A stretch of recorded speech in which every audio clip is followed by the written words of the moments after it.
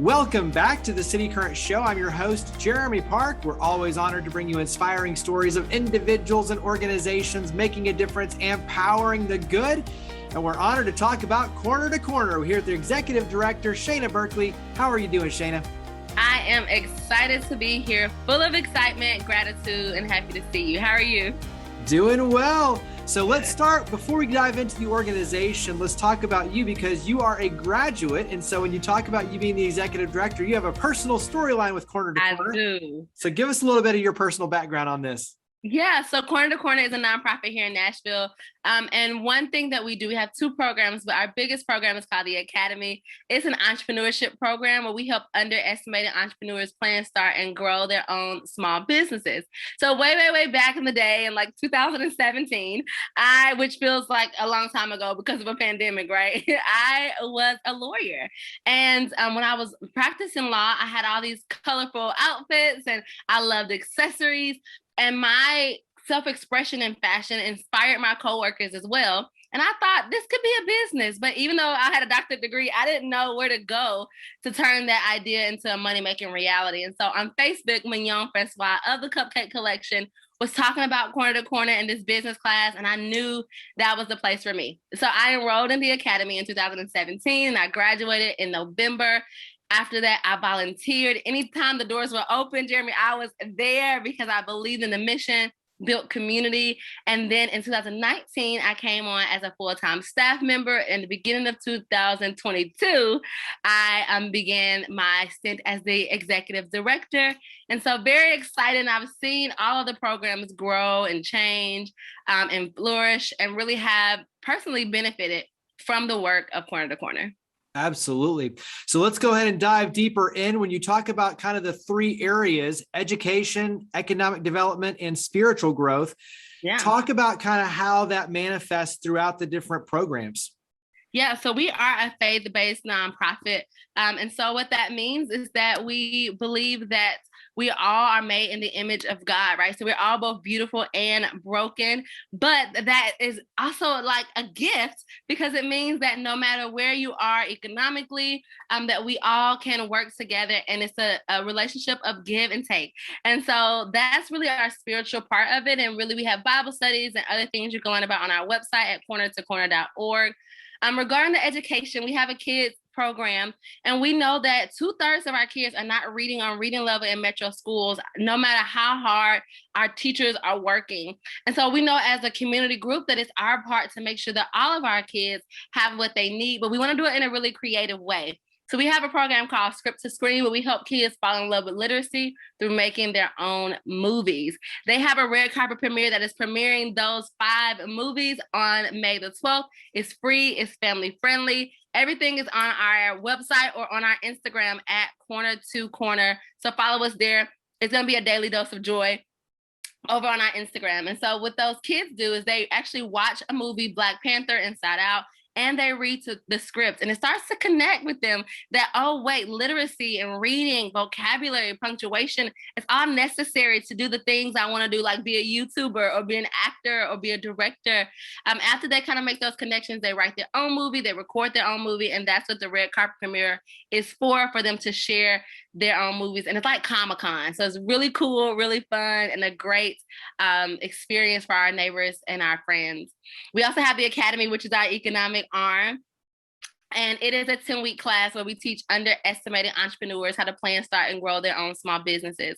And so what do they learn? They learn things like their customer, their mission, their break-even point, accounting principles, legal structure, everything you need to have a really solid foundation for your business. And we celebrate their hard work with the biggest block party in Middle Tennessee. It's happening May 17th at Rocketown. Doors open at 5 and the graduation starts at 6. And I don't want the word graduation to fool you guys.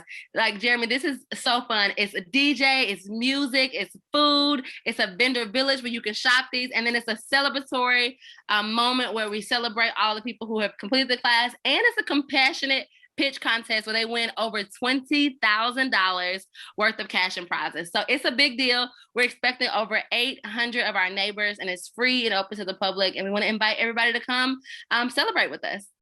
You all have a lot going on, easy to tell Yeah. for sure. But as you're articulating, it's like you have fun and you Yeah. invite the community to participate because it's all around community building, which Exactly. is that pillar of economic development and community growth. And so you all put your entrepreneurs front and center. They're on the website. You do a ton of promotion, not only on the kind of the skills building and the education side, the support side, but also on the promotion side.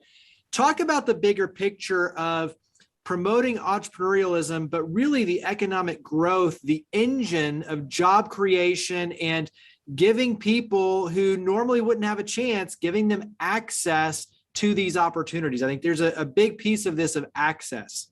Absolutely. So we know that all of our neighbors have passion, talent, drive, creativity. That's not what we're giving them. We believe they already have that. We know that they already have that. What they don't have is access to resources, opportunity, networks, and that's for lots of different systemic reasons.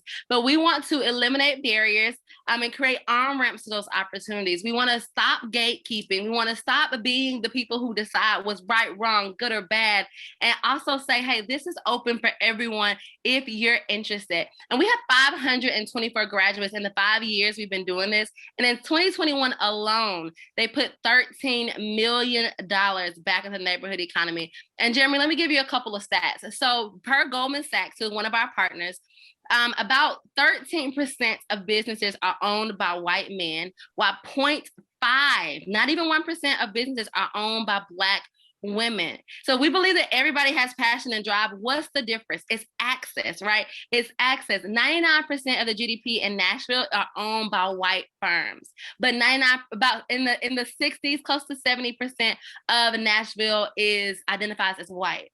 So what does that look like? That's not equity. That's not opening resources. And then if you want to dig deeper, if you look into the entrepreneurship ecosystem, there are some amazing programs in Nashville. But if you think of entrepreneurship as a ladder, they start about rung 4. So who or what do you have to do to get from, I have an idea, to get to where they can help you, they can pull you in? The academy starts at rung 1. I like to say we are the elementary school of entrepreneurship. And no matter how smart anybody has ever been in this world, Jeremy, they needed elementary school. They needed that introduction to language and math and science. That's what we do here. And it is a joy for us to serve our community in such a way because we've seen what they already have multiply in ways that we can't even imagine. So it really is a gift that we're able to help them on their entrepreneur journey and to remind Nashville that all of us have something to offer, not just the bigger firms, but the backbone of our American economy is small businesses. And so we need to really lean into that in a substantial way. And I like the fact that you point out it has to be strategic. You have to have the access, but you have to have the support network and start at rung 1. Just like you said, if you're starting at rung 4, you're leaving out so many who have tremendous potential, but don't necessarily have that starting point. So talk about kind of where it starts for entrepreneurs who say, hey, I need this help. How do they kind of find you and navigate and start out to get to that first rung? Yeah, 65% of the people who enroll in the program hear about us from word of mouth. What does that mean? That means that we're doing a great job with the people who come through our program and they're telling other people, you need this. We also have a really robust social media presence, but we do lots of reels and TikToks and, making it really fun because we are solving really important societal problems. And I don't want to get that mixed up. It really is important. It really is a systemic issue that needs to be addressed. But the way that it's been addressed in the last hundreds of years obviously hasn't solved the problem. So why not bring innovation, creation, joy, and community in the solution and let the community themselves be a part of the solution? Ask what they want. So it really matters to us that our neighbors are able to flourish on their own terms and not by us kind of saving or telling them what they should want or need, because every community wants, needs, desires different things. And so it really does matter that they can find us in really approachable places. We are community-led and community-located. What does that mean and why does that matter? So our classes are either online or they happen in community rec centers and Black churches and places where they already have agency. Why would I ask you to come to a high rise or come way out in Brentwood or all the way down to a place that you don't even know? You're lost. You have to pay $20 to park. It's overwhelming. Instead, why not be in the places where you live, work, and play, where your kids go to school or where they play football? So you already have agency and a love for that neighborhood. It's already also community led. So all of the facilitators of our classes, we don't have teachers, we have facilitators because we want you to create the business that you love. They are all small business owners or graduates of the program and graduates of the program. Why is that important? Because it's great to say that Oprah is your teacher. She's fantastic, but she does not know how to run a Facebook ad. I will bet money on that, right? So if you're trying to learn new business skills, if you're trying to be a part of the current marketplace, you need someone who's about 10 steps ahead of you to be able to say, oh, wait, I just did this yesterday. You should A/B split test it. Or why don't you try it this way? Or let's do this together. And that helps you avoid potholes, because we also know that your network influences your net worth. And lastly, gentlemen, we have about 104 guest speakers in our class for the exact same reason. So subject matter experts like accountants, lawyers, marketers, or people who own small businesses and know what it's like to wear all the hats. So if somebody's watching or listening to this and they want to get involved, they'll come to the graduation, but they also want to have some skin in the game. They can email me, Shana at cornertocorner.org, SHANA, and say they want to be a mentor or they want to be a guest speaker. That really helps us to get the word out about the Academy, and then also to help connect like-minded people as our entrepreneurs continue to grow. What's some of the helpful advice that you received as an entrepreneur, or for you just putting on your public speaker hat, what's advice that you like to share to entrepreneurs? You know, one, I would say, I jokingly say, I love Brene Brown. I think everybody does. And I used to think like, oh, bravery is cute for her, but it's unnecessary for me, right?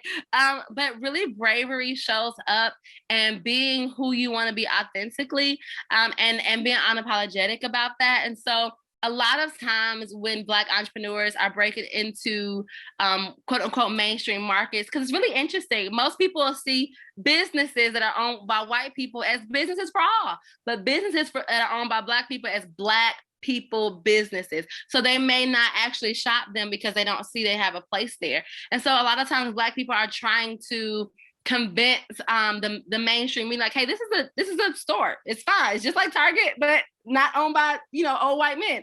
And they shrink, or they try to find places to communicate in different ways to different audiences. And I think that that's important, right? Because you want to make sure that you know who your customer is and be able to communicate with them. But who you are doesn't have to become synonymous with who your business identity is. Sometimes if it's your personal brand, it does, but you really have to excavate that to make sure you're being true to yourself in all ways, because this is the only life you have. This is the only day you're promised.